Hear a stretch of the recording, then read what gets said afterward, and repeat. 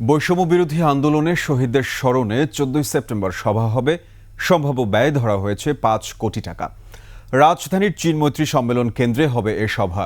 ক্রয় সংক্রান্ত কমিটির সভা শেষে সার্বিক বিষয়ে জানান অর্থ ও বাণিজ্য উপদেষ্টা ডক্টর সালেউদ্দিন আহমেদ। একমাত্র ওয়ালটন এসি দিচ্ছে 1 বছরের রিপ্লেসমেন্ট গ্যারান্টি। আন্দোলনে যারা শহীদ হয়েছে তাদের স্মরণ সভা হবে। মোটা টাইটেলটা হলো স্মরণ সভা, 14 তারিখে ম্যাক্সিমাম 5 কোটি টাকার মতো খরচ হবে। তথ্য উপদেষ্টা এসে তারা ঠিক করবে কারা আসবে এখানে। যারা এখানে জড়িত ছিল আন্দোলনে, যাদের এসে শহীদ হয়েছে, বিশেষ করে শহীদ পরিবারে, ওরা আসবে।